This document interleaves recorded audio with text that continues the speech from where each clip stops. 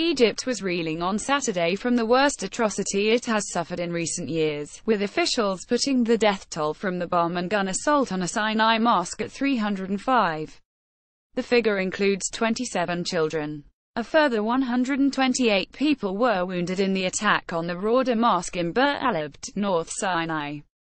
A bomb ripped through the mosque as Friday prayers were finishing, before militants opened fire on worshippers. In response, airstrikes were directed at terrorist locations, said military sources. Egypt's chief prosecutor, Nabil Sadek, said the attack was carried out by 2,530 militants who had stationed themselves at the mosque's main door and 12 windows before opening fire on those inside. More than 50 ambulances ferried casualties from the mosque, about 25 miles west of the city of Arish, to nearby hospitals. Pictures from the scene showed rows of blood victims inside the mosque. Theresa May yesterday told the Egyptian president, Abdel Fattah al-Sisi, that the UK stands ready to help in any way possible. Downing Street added that the two leaders agreed that international cooperation was needed to tackle the problem of terrorism. No group has claimed responsibility for the attack, but it marks a significant escalation in a region where, for the past 3 years, Egyptian security forces have battled an Islamic State insurgency that has killed hundreds of police and soldiers.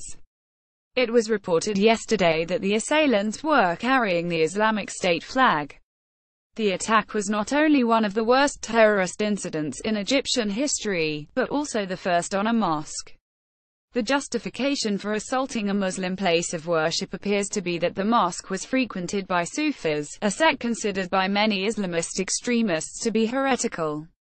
There are, however, many conspiracy theories circulating, which suggest the atrocity has provided the president with a convenient opportunity to demonstrate his security credentials. In a nearby outdoor cafe, in the shadow of another mosque frequented by Sufis, Sayyid Zainab, most patrons were adamant on Saturday that the attack was purely politically motivated. This was all because of the elections, said one customer. Sisi is widely expected to stand in elections due to be held early next year to try to retain the presidency.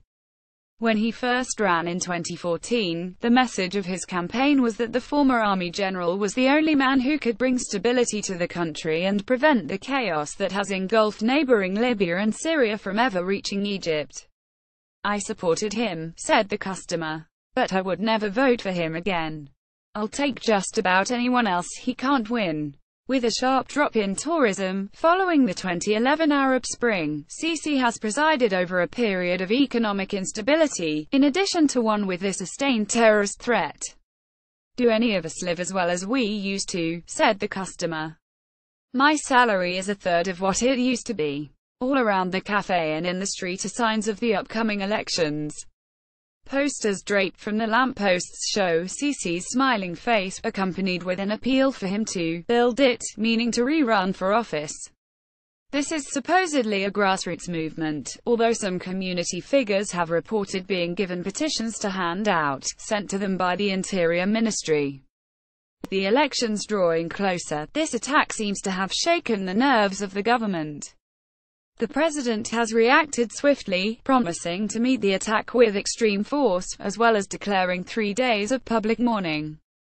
In a press release on Saturday, the State Information Services said he had ordered that £200,000 Egyptian pounds £8,478 be paid to the families of victims for every member killed. Within hours of the attack, security forces also reported airstrikes in the vicinity of the attack. Yet the mood in Cairo is one of calm. The number of people killed and injured in the Sinai attack is much higher than in past terrorist atrocities.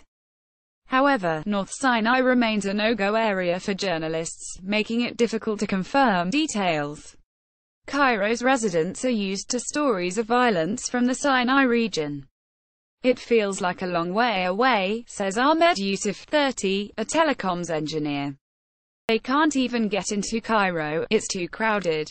In July, at least 23 soldiers were killed when suicide car bombs were detonated at 2 military checkpoints in the Sinai. ISIS claimed responsibility. The local ISIS affiliate, Wilayat al-Sinai, the governorate of Sinai, also carried out the previous deadliest attack in the region when, in 2015, it brought down a Russian passenger jet that was carrying tourists back from the resort of Sharm el-Sheikh, killing 224 people.